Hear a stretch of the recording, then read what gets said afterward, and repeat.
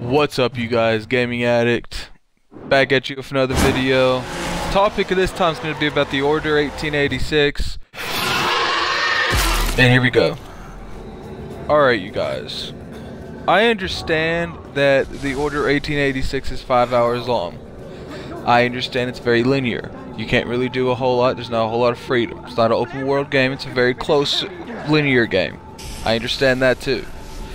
I understand that the bosses all have the same fighting patterns. I understand that. You know, the only thing this game's really got going for it, it's got a decent story, I've been told, and it has good graphics. I understand that.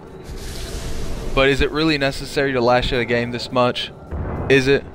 Yeah, I think that gamers forget that when it comes to this console war stuff, you know, especially with the exclusives, Xbox exclusive, PlayStation exclusive, Nintendo exclusive, that I think people forget that this is someone's work.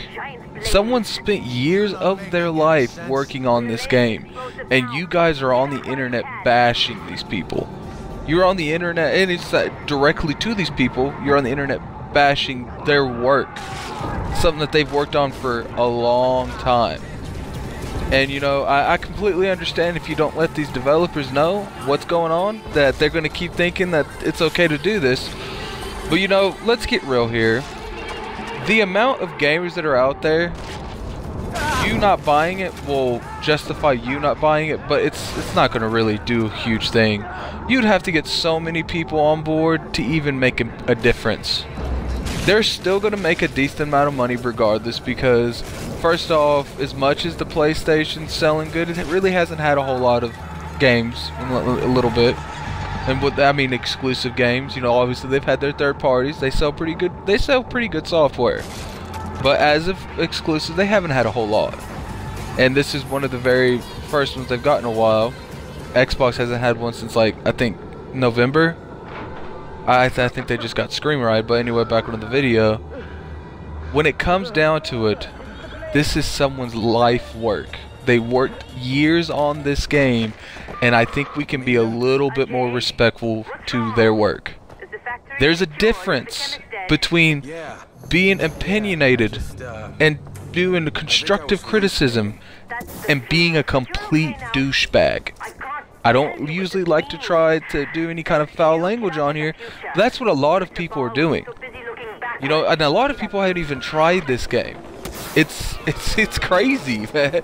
I have never seen, you know, when Halo 5 comes out, we're going to see the same thing. People are going to hate on it from both sides, and, you know, I hope it doesn't happen, because I think this console war thing, it's like I've said in the past videos, it's a double-edged sword. It's beneficial to the gaming industry, and it's not at the same time.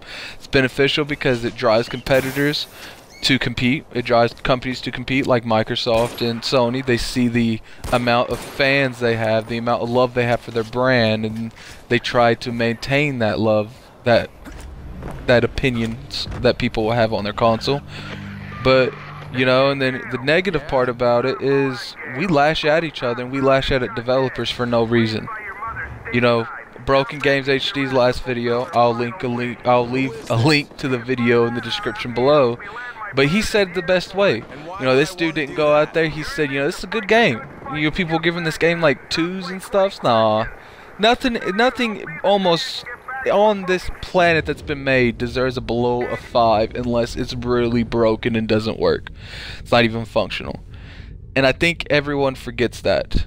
Okay, but he said, Broken Games HD said he didn't just go out there and bash the game. He said it has a lot of good faults, and it's potentially a good game. They just need to fix a couple things. But you know what he did that everyone else is not doing? They said this game sucks. And first off, he didn't even come out and said the game sucks. He said it's a good game, it just needs some work. He gave detailed stuff that he thinks that if they implied into the game, it would be a good game. Can we all do this? Can we not just blindly hate something and not give it valid opinions and valid reasons why we justify hating this game? But you know, that's just my opinion. When I don't like a game, I say what I don't like about it. I just don't say one thing, which, you know, one thing is pretty big significant difference. The 5-hour campaign. But let's be more have structured criticism, man. That's all I'm asking for. Let's repair the gaming industry. But this is Gaming Addict. Sub, rate, all that fancy stuff. Share it. I like my video, getting to as many people as possible. This is Gaming Addict. Thanks for watching. Have a nice day.